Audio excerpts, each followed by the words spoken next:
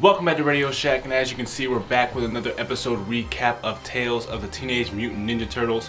And this is the third and final episode of the Samurai Turtles tale featuring Usagi. And this, man, like I said in my last episode recap, if the third episode was good, this will be the best tale so far in this season. And I really enjoyed When Worlds Collide.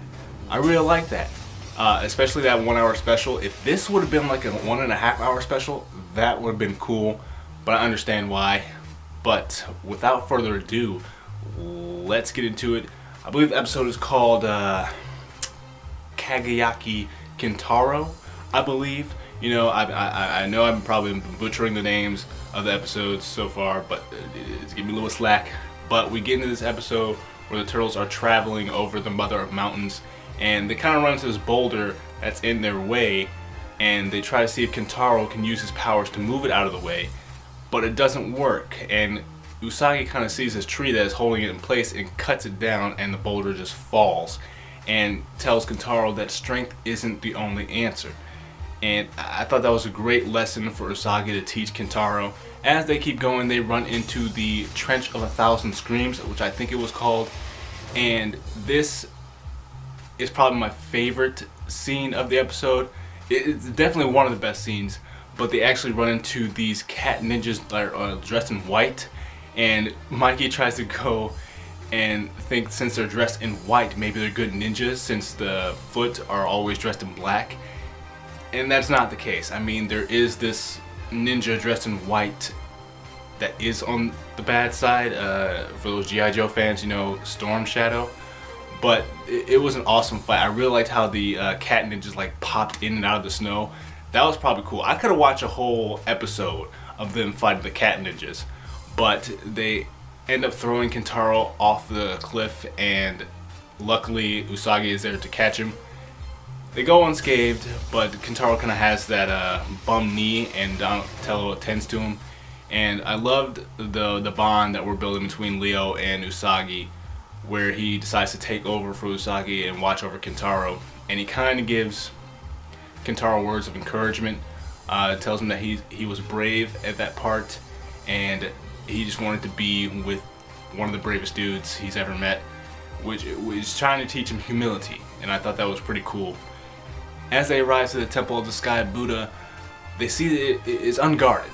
And that's very unusual. That never really happens. But as they walk in, they see that there's a monk, and they try to ask for the monk's help, but it turns out to be none other than Jay. And I just gotta say, Jay is a great villain of this tale. I really like him. He's really cool. But we see that it was planned for them to bring Kintaro here, and not only is Jay there, also is Sumo Gumo, and we get this fight between Usagi and Sumo, a fight between Jay and the Turtles, and we get our answer from last week's episode. Did Jay still have control over the Turtles? And that is yes. He's been watching them the whole time through them, and he takes control of the Turtles again, and we get another fight between Usagi and the Turtles. And before Leo delivers that final blow, Kintaro kind of like steps in the way, and the sword just shatters, and his powers have been unleashed, and he fights the Turtles and just kind of like knocks the evil out of them when he knocks them out. But Jay doesn't know that, and Jay captures Kintaro, and we find out that he wanted them to teach him about courage and humility and bring him here so his powers would unleash, and that will be Jay's new vessel, because there has been this legend that Jay is immortal, and this is how he's been living this long. And since the Turtles think that Jay doesn't know, that they're out of his control, they kind of trick him, and before he can transfer to Kintaro's body, Leo kind of throws his sword at Jay, and it goes right through him, and you see it like sticking out of his back the whole time. And I'm thinking, wow, I mean, 9 a.m. on a Nickelodeon cartoon, that's wow. But we do get this final fight between Usagi and Jay, which is just, it's just great. And we see him throw him off the cliff. I don't know if that's the end of Jay, because his sword was kind of, the sword kind of held his soul, I think. So I don't know if that's really the ending of them or not. It wasn't a real explanation, but we finally find out that Sumo was actually under the control of Jay as well, and he is the head monk of the Temple of the Sky Buddha, and they will watch over Kintaro. And not only that, we see that Kintaro can open a portal to send the turtles back to their own dimension. And I love the chemistry and the brotherhood that they built between Leo and Usagi, because he even calls him brother before he leaves.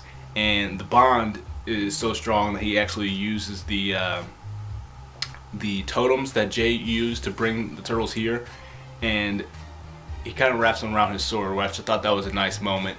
And before he leaves, Kintaro tries to get him to stay, but Usagi can't because he wants to travel to see others that need his help. You know, it definitely gives me that Samurai Jack feel. But like I said, great episode, great ending of a great tale so far this season. Best tale so far this season. I really can't wait for the next one. What did you think of this episode, and what did you think of the tale? Comment below and let's get a conversation going. And as always, if you enjoyed my thoughts, make sure you like and subscribe. We got another tale coming up this Sunday, and Power Rangers is coming back this Saturday. Comment below and let me know if you want me to do recaps of that as well. But my last video in the description down below, and until my next video, I will see you later.